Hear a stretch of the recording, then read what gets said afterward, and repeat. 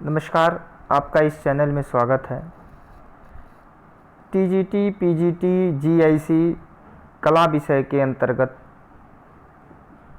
जो सिलेबस कला का निर्धारण किया गया है, उसमें आज हम कला के सामान्य परिचय में कुछ महत्वपूर्ण बिंदुओं पर चर्चा करेंगे, जो आपके परीक्षा में हर हाल में उपयोगी सिद्ध होगा। इससे पिछली परीक्षाओं में बहुत सारे प्रश्नों के उत्तर मिले हैं और आशा हमें है कि आगे भी ये परीक्षा में महत्वपूर्ण साबित होगा।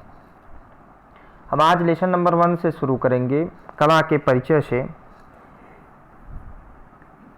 यूरोप में कला को आर्ट कहते हैं। इसका अर्थ होता है पैदा करना, फिट करना या कृत्रिम निर्माण। कला मूल रूप से संस्कृत शब्द अथवा भाषा शब्द है। इसकी उत्पत्ति संस्कृत के कृत धातु से हुई है। संस्कृत शब्द की उत्पत्ति जो है संस्कृत के कृत धातु से हुई है। कला शब्द का सर्वप्रथम प्रयोग ऋग्वेद में हुआ है। कला शब्द का सर्वप्रथम प्रयोग ऋग्वेद में हुआ है तथा कला शब्द का सर्वप्रथम यथार्थवादी प्रयोग भरत मुनि ने अपनी रचना नाट्य शास्त्र में किया है।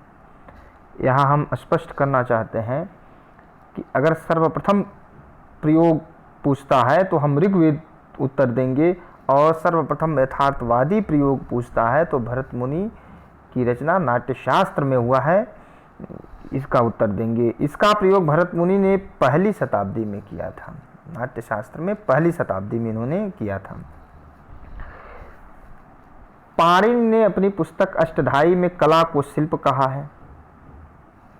पाणिनि ने उनकी पुस्तक का नाम अष्टधाई है। यहाँ पे एक प्रश्न के 2 उत्तर मिल रहे हैं। पहला कि पाणिनि की लिखित पुस्तक का क्या नाम है? अष्टधाई है और उन्होंने उसमें कला को शिल्प कहा है, जिसे 2 भागों में विभाजित किया है,कारु कला तथा चारु कला।कारु कला को उपयोगी कला कहा जाता है तथा चारु कला को ललित कला कहा जाता है। इसके संबंध में अभी हम इसी वीडियो में आगे में चर्चा करेंगे। कौशिकी ब्राह्मण में संगीत को शिल्प कहा गया है। इस बिंदु को आप ध्यान दें।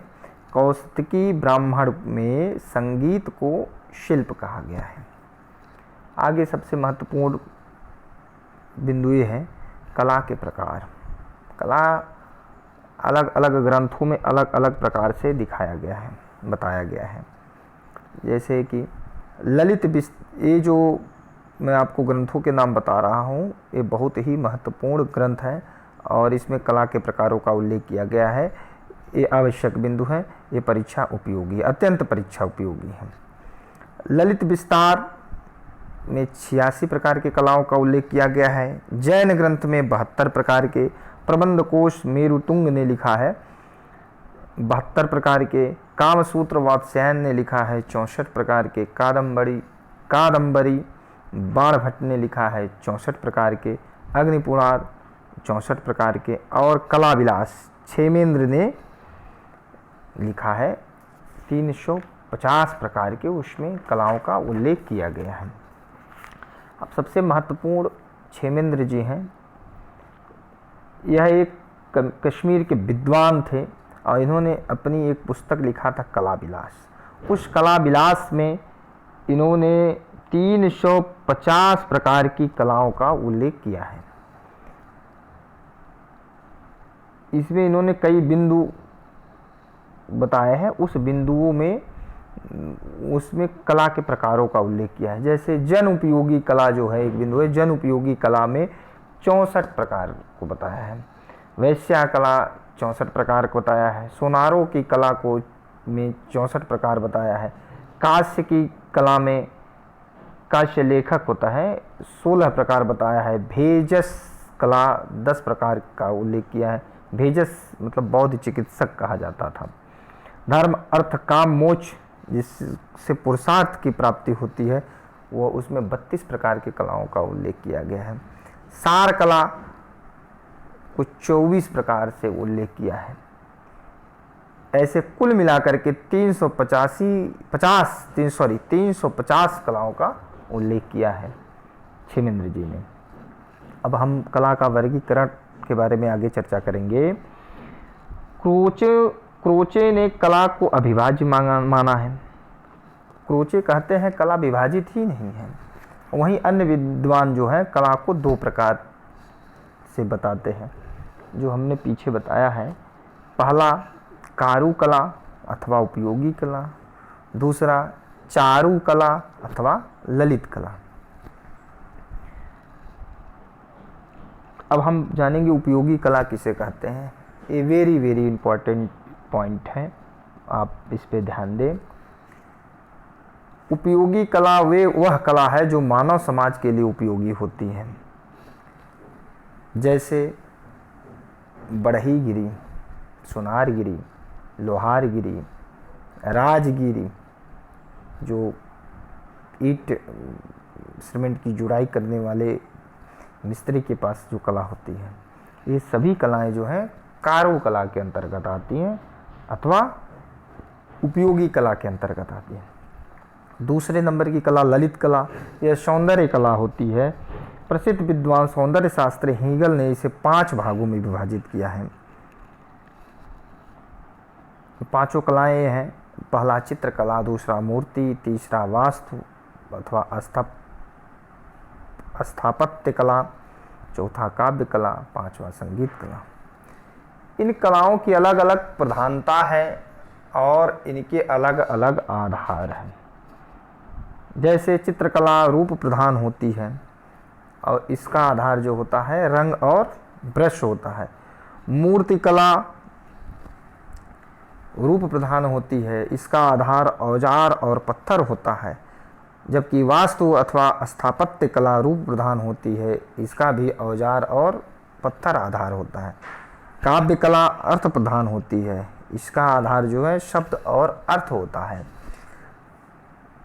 जबकि संगीत कला जो है वह रूप ध्वनि प्रधान होती है। संगीत कला जो है वो ध्वनि प्रधान होती है, इसका आधार नाद और ताल होता है। हीगल ने सर्वश्रेष्ठ कला काव्य कला को माना है और निम्न कला जो है वास्तुकला को माना है। यह सबसे इम्पोर्टेंट पॉइंट है, आप ध्यान दें।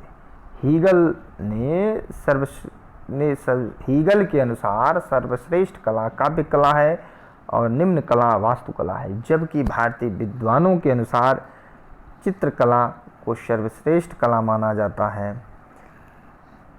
अगर कहीं प्रश्न ये पूछता है कि भारतीय विद्वानों के अनुसार सर्वश्रेष्ठ कला कौन सी है, तो हम चित्रकला पे उत्तर देंगे। अब कला के सामान्य भेद पे हम चर्चा करेंगे। हीगल के अनुसार कलाओं की श्रेष्ठता का क्रम हम निर्धारित करते हैं। हीगल के अनुसार सबसे श्रेष्ठ क्रम में काव्य कला होती है, दूसरे नंबर पे संगीत कला होती है, तीसरे नंबर पे चित्रकला होती है, चौथे नंबर पे मूर्ति कला होती है और पांचवें नंबर पर वास्तुकला, सबसे अंतिम जो निम्न माना है उसने वास्तुकला होती है। विष्णु धर्मोत्तर पुराण में चित्रकला को सर्वश्रेष्ठ माना गया है। अगर यह प्रश्न उठता है कि किस पुराण में चित्रकला को सर्वश्रेष्ठ माना गया है, तो हम वहाँ उत्तर देंगे कि विष्णु धर्मोत्तर पुराण में चित्रकला को सर्वश्रेष्ठ माना गया है। यह क्वेश्चन बहुत ही महत्वपूर्ण है। कभी कभी एक शब्द दे दिया जाता है, वो श्लोक दे दिया जाता है, उसका अर्थ पूछने के लिए उसमें उत्तर है कलानाम प्रवरम चित्रम धर्मार्थ कामम मोक्षदम। अर्थात इसका अर्थ होगा अर्थात चित्रकला सभी चित्रों में प्रमुख है। अब आगे हम मूर्ति कला पे विचार करेंगे, चर्चा करेंगे। मूर्ति कला त्रिमिमीय होती है, 3D होती है। कभी जहाँ मूर्ति कला की बात आएगी, अगर वहाँ त्रिमिमीय या 3D करेंगे तो वहाँ 3D पे हम उत्तर लगाएंगे। इसको कई भागों में विभाजित किया गया है। इसके अंतर्गत एक भाष्य कला होती है, अर्थात भास्कर्य कला अथवा रिलीफ आर्ट उसको कहते हैं। भास्कर कला को भास्कर्य कहते हैं, रिलीफ आर्ट कहते हैं। इसमें पत्थर या चट्टान के फलक पर उकेर करके रूपांतरण किया जाता है। इस मूर्ति कला में इसमें पत्थर या चट्टान की फलक पर उकेर कर रूपांतरण किया जाता है। इसे अर्धचित्र भी कहते हैं। कहीं प्रश्न पूछेगा कि अर्धचित्र किसे कहते हैं, तो अर्धचित्र जो है रिलीफ आर्ट को कहते हैं। रिलीफ आर्ट दो भागों में विभाजित किया गया है, अर्थात भास्कर कला या भास्कर्य कला दो भागों में विभाजित किया गया है। पहला उच्च भास्कर जिसको हाई रिलीफ कहते हैं, दूसरा निम्न भास्कर जिसको लो रिलीफ कहते हैं। उच्च भास्कर कला उसे कहते हैं जिसमें ज़्यादा गहराई से उकेरा जाता है, जबकि निम्न भास्कर में इसे हल्का सा तराशा जाता है, इसमें चपटापन बना रहता है। भारतीय कला की अब विशेषता पे आगे हम चर्चा करेंगे। भारतीय कला की कुछ विशेषताएं हैं। अगर कहीं प्रश्न पूछता है कि भारतीय कला की क्या विशेषताएं हैं, तो जो बिंदु हम बता रहे हैं, अगर ये बिंदु दिखेगा, इन बिंदुओं पे आप उत्तर देंगे। भारतीय कला की विशेषता में धार्मिकता एवं आध्यात्मिकता होती है, कल्पना है, प्रतीकात्मकता है, अलंकारिकता है, रेखा प्रधान का होना है, और सबसे इम्पोर्टेंट ये है कि कलाकारों का चिन्हों पर न लिखा होना। कलाकारों का नाम चिन्हों पर या अथवा चित्रों पर न लिखा होना। कुछ लोग कलाकार पहले पेंटिंग में लिखते थे, नीचे अपने सिग्नेचर कर लेते थे। यह भारतीय कलाकारों की परंपरा में नहीं था। ये आया कलाकारों का नाम कृतियों पर लिखने की प्रथा, ये सबसे महत्वपूर्ण आप ध्यान दें। कलाकारों का नाम कृतियों पर लिखने की प्रथा मुगल काल से प्रारंभ हुआ है। अगर पूछेगा कि कब से प्रारंभ हुआ है, तो हम उत्तर देंगे यह प्रथा जो है मुगल काल से प्रारंभ हुआ है। यदा कदा राजस्थानी शैली में लिखा जाता था। कुछ ऐसे थे कि जो राजस्थानी शैली में हम देखेंगे, वो उन्होंने शुरुआत कर दी इक्का दुक्का, जो अपवाद स्वरूप है।